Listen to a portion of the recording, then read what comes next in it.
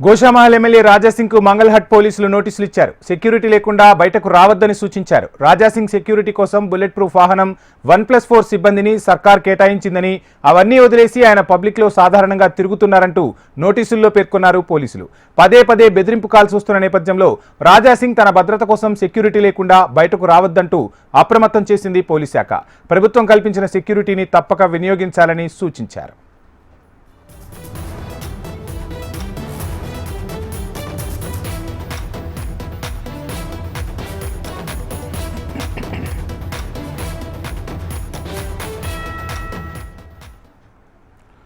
Goshamahal MLA Raja Singh కు మంగళహట్ పోలీసులు నోటీసులు ఇచ్చారు. సెక్యూరిటీ లేకుండా బయటకు రావద్దని సూచించారు.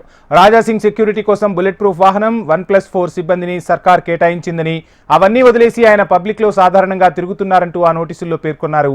పదే పదే బెదిరింపు కాల్స్ వస్తున్న నేపథ్యంలో రాజాసింగ్ తన భద్రత కోసం సెక్యూరిటీ లేకుండా బయటకు రావద్దంటూ అప్రమత్తం చేశారు పోలీసులు. ప్రభుత్వం కల్పించిన సెక్యూరిటీని తప్పక వినియోగించాలని సూచించింది పోలీస్ శాఖ.